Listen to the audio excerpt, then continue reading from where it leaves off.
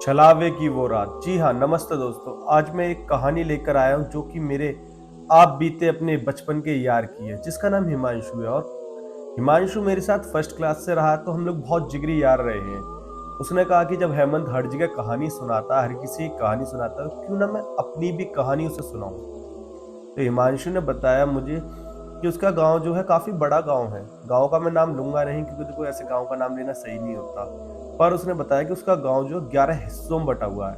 अब आप अंदाजा लगा सकते हो, एक गांव 11 हिस्सों में बटा हुआ तो कितना ही बड़ा होगा। और और हाँ, उसने बताया कि उसके गांव की एक पुरानी प्रीतम वो रिवाज थी। और उस रिवाज के अकॉर्डिंग पूर्णिमा की रात और अमावस्या की रात को कोई इंसान बाहर नहीं निकलता था।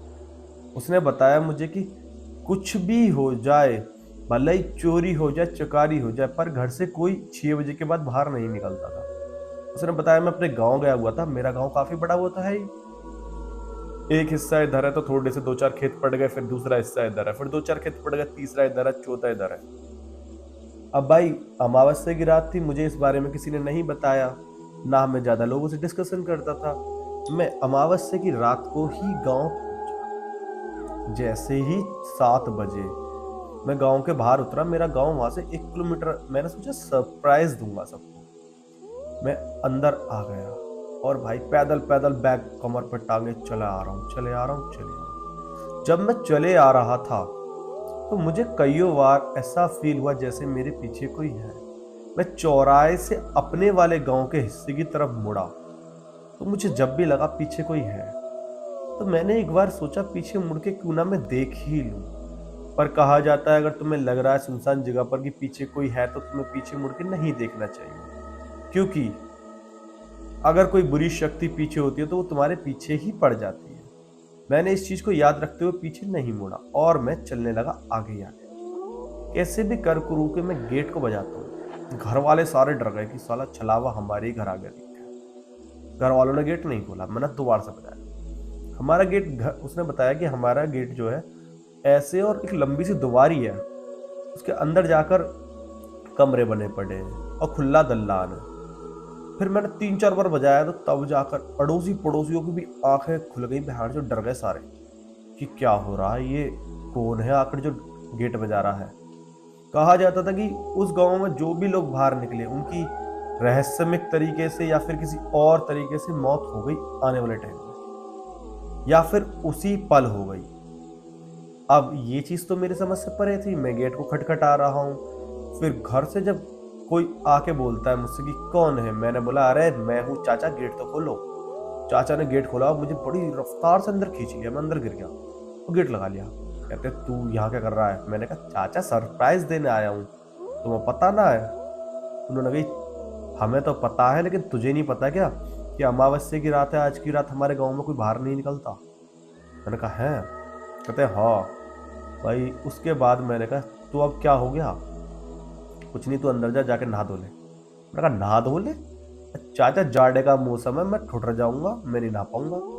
चाचा ने मुझसे कहा कि चुपचाप जाके नहा ला, वरना तुझे बना दूंगा पहलवान। मैं गया और मैंने गर्म पानी करा और मैं नहा लिया। नहाते नहाते मुझे 10:30 बज गए रात के। और उसके बाद मैंने कपड़े उपड़े में भी पानी निकाल दिया। तो 10:30 बजे मैं बैठता हूँ, मम्मी ला वो बड़ी मम्मी लाओ मुझे खाना दे दो। बड़ी मम्मी मुझसे कहती है कि खाना वाना अभी दूंगी, 2 मिनट रुक जा। वो किचन में चली गई, खाना गर्म करने लगी। मैं दल्लान में बैठा था और दल्लान से जो दूसरी तरफ का रास्ता था, उधर मुझे कोई खड़ा दिख रहा था, जैसे कोई अजीब सी परछाई हो। मैं उस चीज को नहीं समझ पाया। फिर मैंने सोचा कि क्यों ना गौर से देखा जाए, तो मैं गौर से देखने लगा। पर मुझे फिर भी वहां एक परछाई दिख रही थी। वो परछाई इतनी भयंकर थी कि मैं चुपचाप नीचे देख के खड़ा। फिर चाची एक साथ खाना ले आई, तो मैं खाना खाने लग गया। मैं खाना खा रहा हूँ, लेकिन मेरी नजर उधर की तरफ थी, ऐसी टेढ़ी करके मैं उसे देखे जा रहा था। वहां एक परछाई जो कि खड़े होकर मुझे देख रही है और देखे जा रही है। उसको देख के तो मुझे गाना याद आ गया था, देखते देखते कोई रात कटी हो जैसे। आगे बढ़ते हैं। फिर जैसे ही जब उस परछाई ने मुझे देखना बंद किया, मैंने कहा चाची उधर देखना कोई खड़ा है क्या? चाची उधर गई तो उधर कुछ नहीं था। चाची कहती नहीं कुछ नहीं है। मैंने कहा ठीक है। मैं छत पर आ गया। मैं छत पर आकर मैं अपने चाचा के लोंडे सो गए थे, वो उनके गैल लेट गया। अब मैं लेटा तो खाट पर हूँ, पर गेट की तरफ ही मेरी नजर थी, और गांव में होते हैं किवाड़ वाले गेट, जो कि दो तरीके से कुंडी करके लगाई जाती है। अब भाई बीच में उनमें इतनी सी गैप रहता है, उस गैप में से देख रहा हूँ जैसे कोई बार बार इधर से इधर निकल रहा है।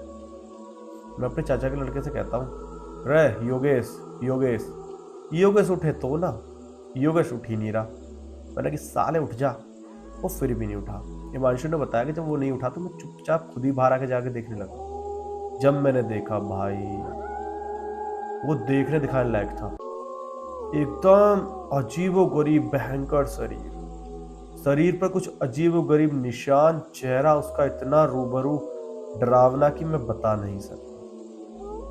उसके बाद मैं वहां से भाई भागने लगा, और मैं नीचे जाकर चाचा के पास पहुंच जाता हूँ। चाचा ऊपर कोई है, बहुत तगड़ा शरीर है उसका, और चेहरे पे निशान है। चाचा ने पूरे घर में ढूंढा, भैंचोद कौन है, साला काट दूंगा तलवार लेकर। चाचा को वो ना मिला। उसके बाद मैं चाचा के दूर ही सो गया।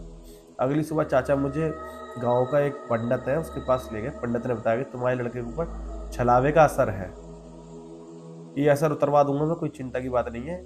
इसने अच्छा करा जो मुड़कर नहीं देखा। मैंने कहा तुम्हें कैसे पता मैंने मुड़ के नहीं देखा? मैं एक साथ बहक सा गया कि ये इसको कैसे पता चल गई। उसने कहा कि मुझे सब पता है, क्या होता है क्या नहीं। अब ये नहीं पता कि क्या रहस्य था क्या नहीं। मैंने कहा ठीक है, मैंने नहीं देखा। कहते उतार दूंगा मैं तेरा। उन्होंने मुझे एक कलावा बांध दिया मेरे हाथ पर, और एक और चीज दी कि इसे अपनी तकिए के नीचे रख के सोना। मैं अगली रात तकिए के नीचे रख के सोया। भाई खिड़की के सामने से कोई गुजरता हुआ नहीं दिखा, गेट के जो बीच वाला हिस्सा होता है। पर मुझे नींद नहीं आई पूरी रात। मैं सुबह सुबह कहता हूँ बहन जो सुन ही ना दे रहा छलावे की माँ की आंख। मैं खेतों में जाता हूँ, बीच चौराहे पर खड़े होकर कहता हूँ अबे झाबिया साडम मेरे सामने आ। भाई वो परछाई फिर से मेरे रूबरू मेरे सामने आ गई। लेकिन उसने जो चीज दी थी वो तकिए के नीचे से उठा लाया था। मैं उसकी तरफ दिखाता हूँ तो ले पकड़ ले मुझे। भाई वो एक साथ चिल्लाया और गायब हो गई। मैंने कहा ले ला मेरा कद्दू। मैं घर पर आया। मैं फिर घर पर आकर जब बैठा तो मेरे अंदर विचार थे कि यार ये आखिर हो क्या रहा है। तो मैं सोचा कि क्यों ना पंडित के दौरे घूम आऊं। मैं पंडित के पास चला गया। पंडित ने मुझे बताया कि तुम सिर्फ 7 दिन इस चीज को रख लो, तुम्हारा फिर कोई दिक्कत नहीं होगी। 6-7 दिन गुजर गए। मैंने कई बार उसे अपनी खिड़की के आगे से गुजरते हुए देखा। 7वें दिन मैं उनसे कहता हूँ कि पंडित जी 7 दिन तो हो गए। कहते हाँ तो अब तुम्हें कोई दिक्कत नहीं। मैंने कहा अच्छा। कहते हाँ।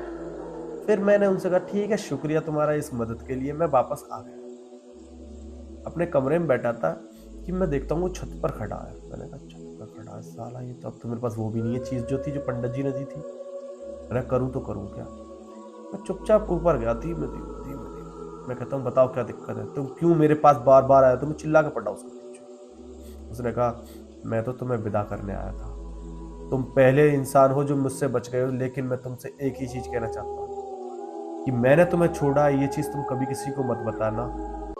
उसने मेरा नाम लिया हिमांशु।